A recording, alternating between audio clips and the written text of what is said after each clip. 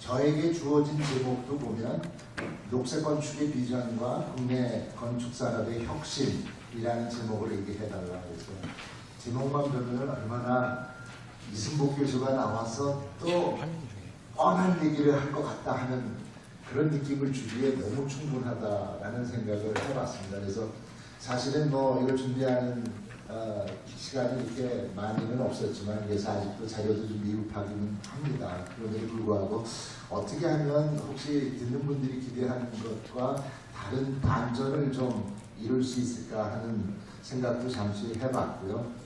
그래서 오늘 제 말씀은 이런 순서로 진행을 하려고 합니다. 첫 번째, 우리가 녹색 건축을 얘기하기 전에 건축을 어떻게 봐야 하나 뭐 이런 생각을 좀 같이 해보면 어떨까 하는 생각을 해봤고요. 오늘 여기 와서 보니까 사실 오래간만에 저하고 굉장히 밀접하게 이렇게 일도 하시고 했던 분들을 여러분 뵐 수 있었는데 다 같이 하시는 말씀이 뭐라 그러냐면 다들 교수님 많이 바쁘시죠? 그래서 한편으로는 내가 너무 바쁜 척을 했나 하는 좀 생각을 하면서 사실 나도 한가한 시간이 있어가지고 가끔은 TV 다시 보기도 하면서 여기저기 들춰보고 그러는데 그러다가 우연히 관심 있는 주제의 어떤 방송을 본 적이 있습니다. 그게 바로 뭐냐면 영국의 BBC에서 만드는 다큐멘터리인데 Are we still evolving? 인류는 아직도 진화하고 있는가라는 그런 주제였어요. 그래서 야 이거 뭔가 굉장히 관심이 간다. 도대체 나라는 사람이 어느 날 하늘에서 그냥 뚝 떨어진 것도 아닐 텐데 도대체 어디서 와서 무엇을 하다가 또 오늘을 이렇게 지내고 있고 어디로 갈 건지 이런 생각을 하면서 이제 쭉 보게 됐고요. 이 다큐멘터리를 보다 보니까 왠지 인간의 모습과 건축의 모습이 좀 닮은 점이 있다라는 생각을 해봤어요. 어떻게 보면 인류의 시작을 보면 어떤 인류 탄생에서부터 이런 자연환경 조건에 적응하기 위해서 자연 선택의 어떤 과정을 거쳐서 생물학적으로 진화해서 오늘날에는 전 지구에 다양한 인종이 퍼져서 살고 있는데 어떻게 보면 건축의 모습도 과거의 단순한 어떤 쉘터의 형태에서부터 지역적 특성에 맞는 다양한 형태의 어떤 투석적인 어떤 건축 문화를 이루고 오다가 과연 지금 건축은 어떻게 되었는가 이런 관점에서 한번 들여다보면 매우 흥미롭겠다라는 생각을 해봤고요. 특히 이제 인간과 건축과의 관계를 보면 인류가 진화를 하면서 결국은 건축이라는 것을 만들어내고 발전시키고 진화시켜 왔는데 지금 와서 보면 이러한 건축이 과연 우리의 어떤 인류의 진화에는 또다시 어떤 영향을 미치고 있는지 뭐 이런 관점에서 한번 생각해보는 것도 흥미롭겠다라는 또 생각도 해봤고요.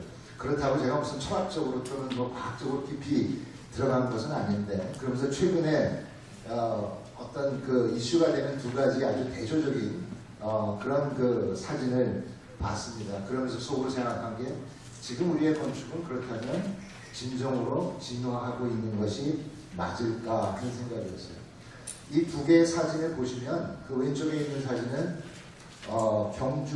영주에 있는 경북 영주에 있는 무선마을이라고 하는 곳인데 여기는 박남박씨들이 모여 사는 집성촌이라고 해요.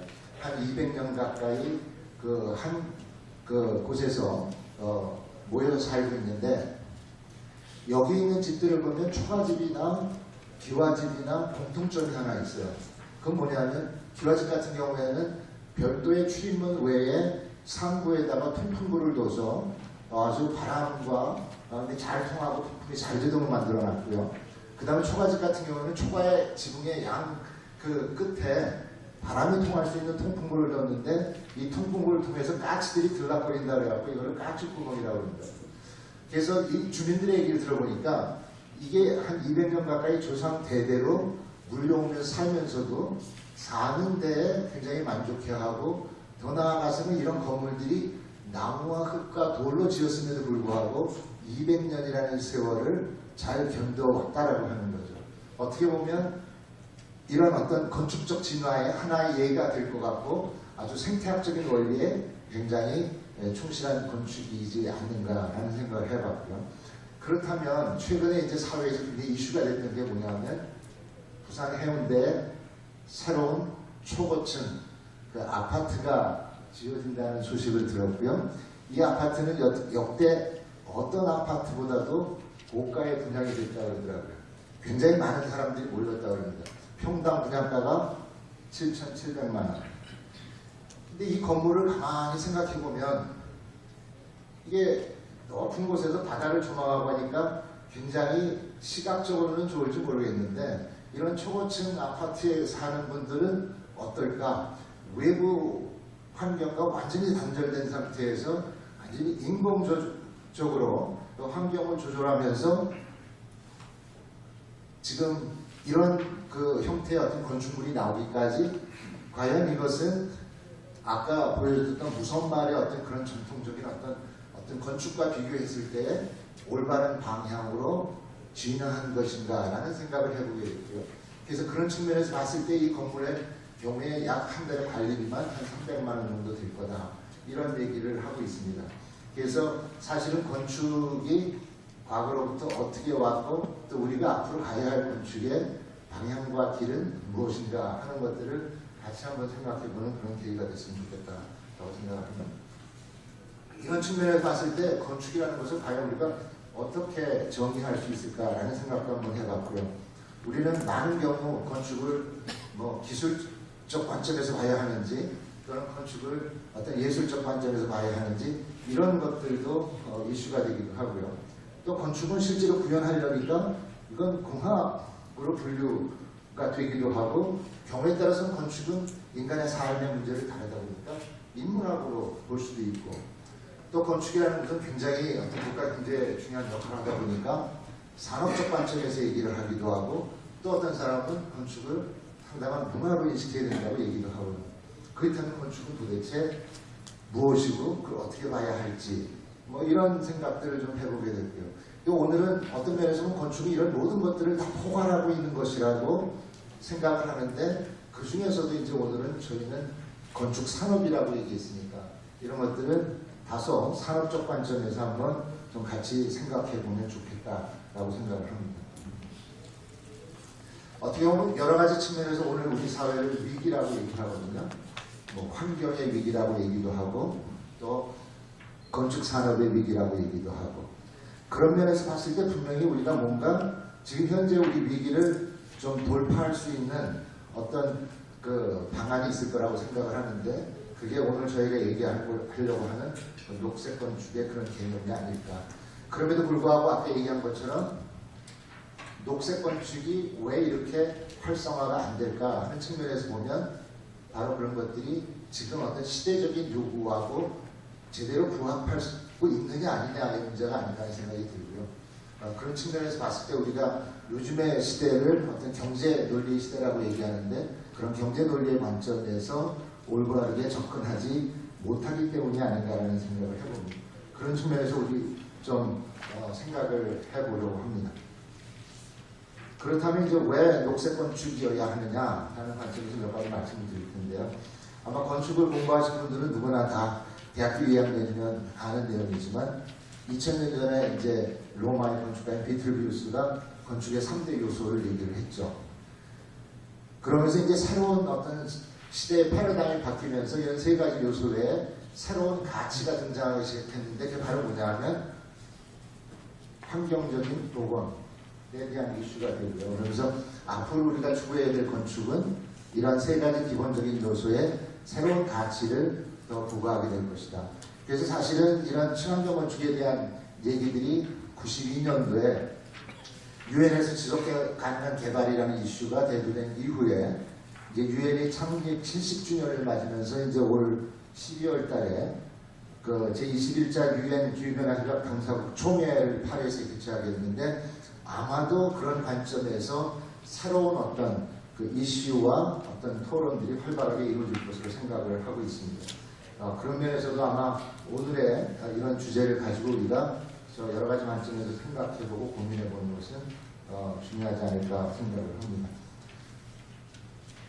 이게 경제적 관점이나 환경적 관점에서 보더라도 무엇보다도 기후변화에 대해서 우리가 적극적으로 대응할 수밖에 없는 이유 중에 하나는 이런 기후변화로 인해서 우리가 직면하고 있는 상황의 심각성 때문이고요. 그 경제적 측면에서만 보더라도 매년 이로 인해서 발생하는 자연재해와 이로 인한 경제적 손실이 굉장히 크다라는 겁니다. 그래서 지금 현재 이런 자연재해가 증가하는 데 가장 큰 원인은 대기 중에 있는 온실가스의 증가고 그로 인해서 지구온난화가 가속되고 있고 그로 인해서 발생하는 경제적 손실이 가령 우리나라 경우만 보더라도 연간 한 32조 정도를 예상을 하고 이거는 우리나라 국가 전체 GDP의 한 1% 정도가 되는데 이런 우리가 앞으로 얘기하게 될 건물 분야에서의 온실가스 감축을 위한 이런 노력을 통해서도 이러한 온난화를 억제하는 것뿐만이 아니라 상당히 어떤 경제적인 어떤 보상을 받을 수 있다. 그런 측면에서 녹색 건축이라는 것이 과연 우리 건축의 미래의 대안이 될 수 있겠느냐. 아마도 많은 분들이 어제 우리 마지리아 교수님의 키노트 스피치를 보셨겠지만 아키텍처 2030을 통해서 마지리아 교수님이 전 세계적으로 메시지를 전하려고 하는 것들이 바로 이런 것들이고요. 어떤 면에서 한 세 가지 관점에서 접근하고 계시는데요. 한 가지는 앞으로 우리가 새로 짓게 될 건물, 이 건물들은 어떠해야 하는지. 지금 전 세계적으로 보면 우리나라 같은 경우 2025년까지 그리고 미국 같은 경우 2030년까지 그 이후에는 앞으로는 절대로 화석에너지를 사용하는 건물을 짓지 못하도록 하겠다라는 것이 지금 전반적인 국가적인 컨센서스고요. 그런가 하면 더 나아가서 지금 기존에 우리가 갖고 있는 건물은 어떻게 할 거냐.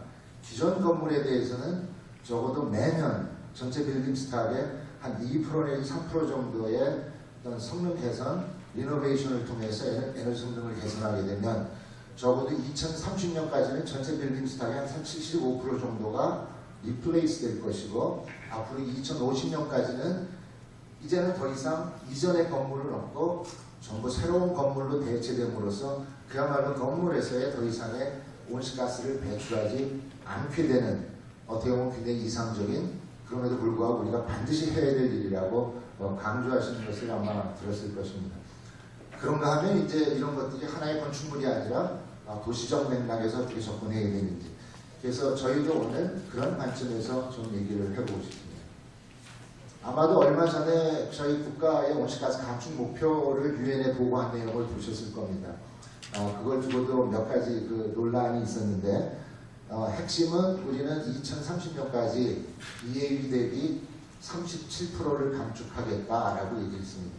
이게 그래프를 보시면 BAU 대비 30%라고 하면 지금 전체 우리가 2030년이 됐을 때에 지금 아무것도 하지 않고 그대로 지속된다면 이만큼의 온실가스를 배출할 것이다 하는 얘기인데 이걸 기점으로 해서 우리가 앞으로 새로운 건물을 짓 때 2025년서부터는 성능 기준을 단계적으로 강화하면서 2025년서부터는 더 이상 온실가스를 배출하지 않는 건물을 짓게 될 것이고요. 그렇기 때문에 파란 선은 어떻게 보면 앞으로 건물을 신축함으로써 발생하게 되는 온실가스가 해가 거듭될수록 어떻게 감소되는가 하는 걸 보여주는 거고요. 그 다음에 빨간 선은 지금 말씀드린 것처럼 지금 기존에 있는 모든 우리나라 전국에 지금 보면 한 680만 동의 그 빌딩 스탁을 갖고 있는데 이게 단계적으로 1년에 한 3% 정도씩 우리도 리노베이션을 한다라고 하면 2030년이 됐을 때에 그로 인해서 어느 정도의 온실가스 감축이 가능하고 그리고 2050년이 되면 어느 정도의 온실가스 감축이 가능한지 그래서 지금 보면 전 세계적으로 추구하고 있는 건물 분야에서의 온실가스 배출량을 줄이기 위한 그런 어떤 그 전략적 접근 방법이라고 볼 수 있겠습니다.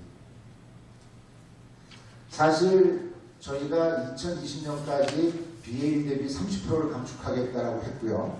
그 다음에 건물 분야에서 26.7%를 줄이겠다고 했었는데 사실은 그런 계획들이 다시 수정이 돼서 30년까지 이제 37%의 온실가스 감축하겠다라고 했는데 보면 37% 중에서도 한 25.7% 정도는 실질적인 감축을 통한 것이고요.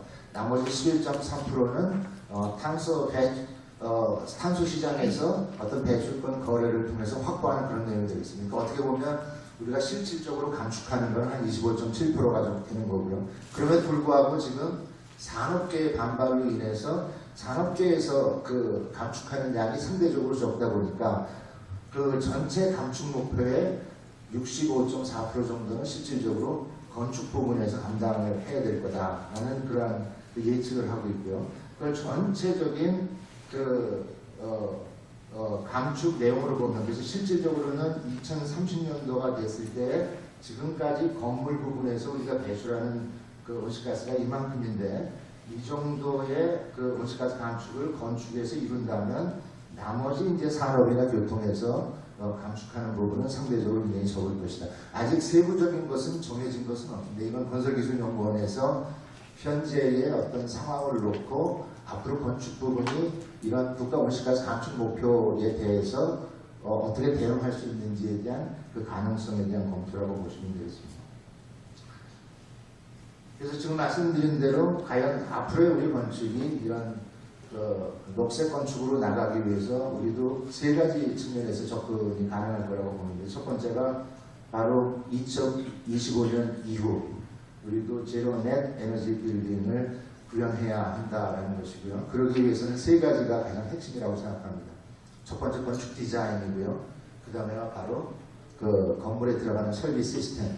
더군다나 이거는 건물의 용도라든지 조건에 따라서 어떤 것들이 어느 정도만큼의 역할을 하느냐는 상호 역할에 따라서 좀 다소 달라질 수 있고요.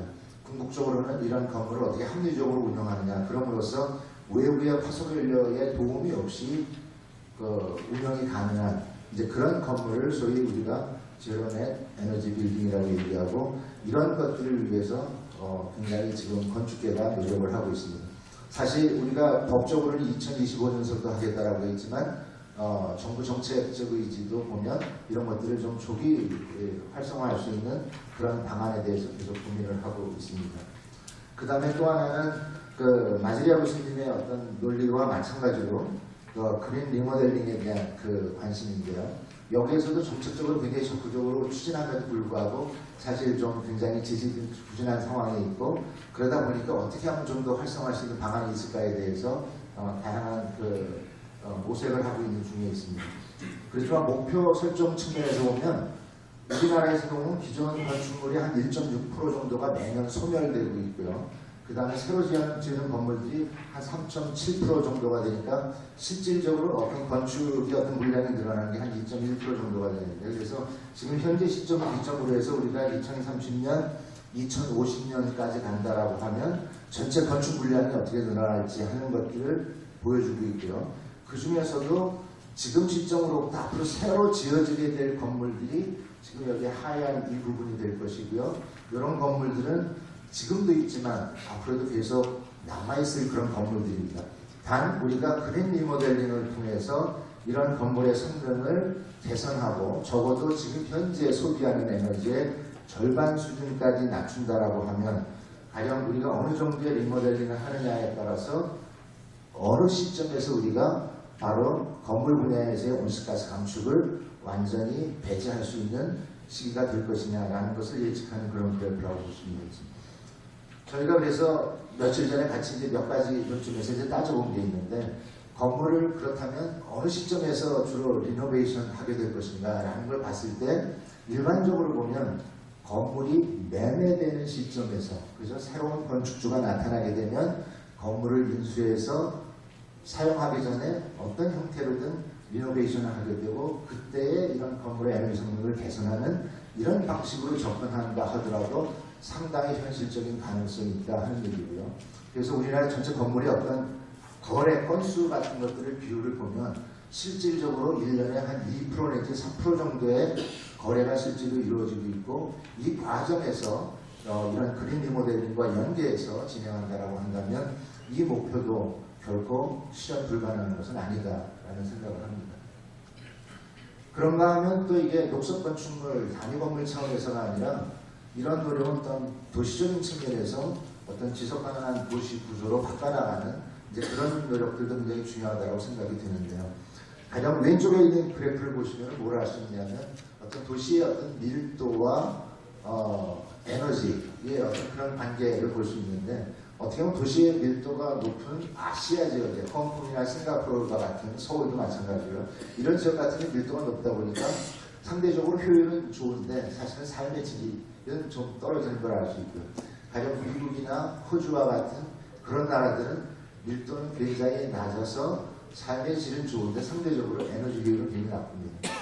근데 유럽의 대다수의 도시들을 보면 적당한 밀도와 또 효율을 모두 갖고 있는 걸 볼 수 있는데, 그래서 어떻게 하면 앞으로 현재 우리 도시를 어떠한 형태로 바꿔 나가야 가장 효율적이면서도 어떤 삶의 질을 추구할 수 있는 그런 도시의 모형이 될 수 있는지에 대한 또 고민이 필요해 보이죠. 그런 측면에서 지금 아키텍처 2030에서도 단순한 어떤 그 녹색 건축물에 대한 접근이 아니라 이런 도시적 맥락에서의 그 2030 디스트럭터라든지 또는 80 by 50 그래서 앞으로 전 세계 도시가 2050년까지 적어도 온실가스를 80% 이상 감축함으로써 기후변화에 공동으로 대처하기 위한 이러한 캠페인을 지금 벌여나가고 있는 중입니다. 이 내용은 뭐 빼도 될 것 같고요.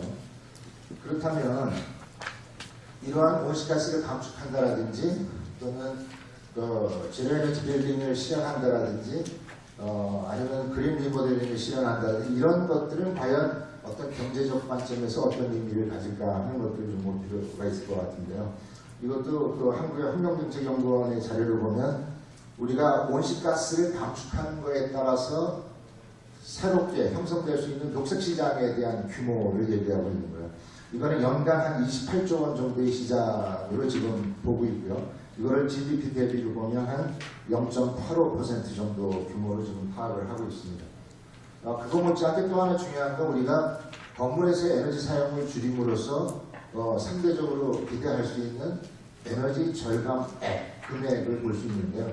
사실 우리가 전체적으로 보면 에너지 사용의 한 4분의 1 정도를 건물에서 쓰고 있다고 얘기하고 있는데 그때 건물에서 사용하고 있는 에너지 비용만 따지더라도 사실 68조, 9조와 가까운 그런 돈이거든요. 연간. 그렇다라고 하면 우리가 건물 분야에서의 아까 세션에서도 발표하는 거 보니까 건물에서 에너지 절감을 하고 그로 인해서 탄소 배출을 줄이고 하는 것들이 그렇게 시그니피컨트하지 않기 때문에 경제적 논리로 접근하기가 어렵다고 얘기했는데 그런 것들이 전체적으로 모였을 때 보면 결코 적지 않은, 그죠? 엄청난 경제적 이익을 알 수 있고 이것을 가지고 우리가 또 다른 교육이나 복지나 이와 같은 예산으로 돌렸을 때 훨씬 더 어떤 삶의 질을 개선하는 데 기여할 수 있을 것이다 라고 생각을 합니다.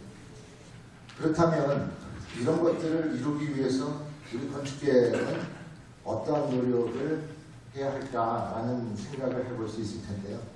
저는 어떻게 보면 좋은 건축이라는 것은 우연히 만들어지는 건 아니라고 생각합니다. 결코 우연이라는 건 없습니다. 그러니까 과정과 절차가 매우 중요하다고 생각하는데 그런 측면에서 봤을 때 하나의 건축물이 기획하고 설계하고 시공하고 운영하고 폐기하는 전 과정에 걸쳐서 합리적이고 체계적인 어떤 프로세스가 절대적으로 전제가 되어야 된다고 생각하고요. 그런 면에서 봤을 때 앞으로 우리가 해야 될 건축에 있어서 무엇보다도 이런 프로세스 혁신은 반드시 중요하다라는 말씀을 드리고 싶고요. 그 다음에 이제 앞으로 미래 사회에 우리가 새로운 기술의 등장이나 이런 걸 통해서 겪게 될 그런 어떤 그 변화 이런 것들을 어떻게 합리적으로 수용하고 우리 어떤 건축 산업과 접목시키고 연계하느냐는 게 굉장히 중요할 텐데요. 제가 볼 때는 무엇보다도 우리가 앞으로 겪게 될 중요한 그 이슈 중에 하나가 이제까지와 다른 새로운 건축의 생산 방식을 경험하게 될 것이다. 뭐 아직까지는 실험적이긴 하지만은 네덜란드나 중국이나 몇몇 국가에서는 이미 앞으로 미래 건축 시장을 선점하기 위해서 3D 프린터를 이용한 건축의 생산 방식이라든지 이런 것들을 시도하고 있는데요. 물론 단순한 것은 아니지만 이것들을 위해서 굉장히 중장기적으로 산업적 차원에서 좀 우리가 대비하고 또 관련된 기술과 역량을 키워나갈 필요가 있다라는 생각을 합니다. 그리고 마지막으로는 이거 못지않게 새로운 어떤 그 IT 기술들 그런 것들이 우리 주택이나 건물에 도입되면서 결국은 건축을 어떻게 바뀌고 또 우리의 삶을 어떻게 바꿔나갈 것인지 그 중에 가장 핵심적인 내용이 아마도 그 IoT, 사물 인터넷 관련된 기술들이고 이런 데이터 테크놀로지에 기반한 건물의 운영 이런 것들이 아닐까라고 생각합니다. 이런 분야도 앞으로 바로 전번에도 뭐 빅데이터 얘기를 했지만 뭐 빅데이터까지 가지 않더라도 우리가 녹색 건축과 관련해서 꾸준히 관심을 가지고 연구하고 발전시켜야 될 그런 분야라고 생각을 합니다.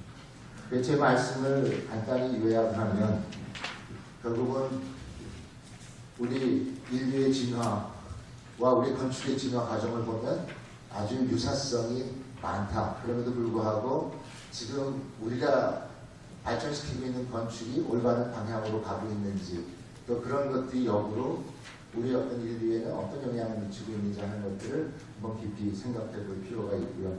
그런 측면에서 봤을 때 우리가 좀 더 근본적으로 돌아가서 우리가 앞으로 해야 될 건축이라는 것은 다시 어떤 생태학적 관점에서 봤을 때 자연환경과 조화를 이루면서 이런 생태계에 순응할 수 있는 그러면서 환경에 주는 영향을 최소화할 수 있는 그런 쪽으로 다시 회복하지 않으면 안 된다. 그게 바로 우리가 앞으로 추구해야 될 그런 미래 건축의 그런 가치다 하는 거고요. 또 이런 것들을 실제로 실현하기 위해서는 이제까지 해오던 방식이 상당히 바뀔 텐데 그 세 가지 중에 첫 번째가 그 프로세스의 어떤 혁신, 그 다음에 생산 방식의 혁신, 그리고 운영 방식의 혁신 이런 것들이라고 생각을 합니다. 그래서 우리가 앞으로는 건축 산업에 보다 건강한 그런 생태계를 만들기 위해서 이런 새로운 그런 변화를 추구하는데 좀 더 적극적으로 좀 함께 나갈 수 있기를 기대를 하면서 제가 첫 번째 그 화두를 마무리하도록 그렇게 하겠습니다. 고맙습니다.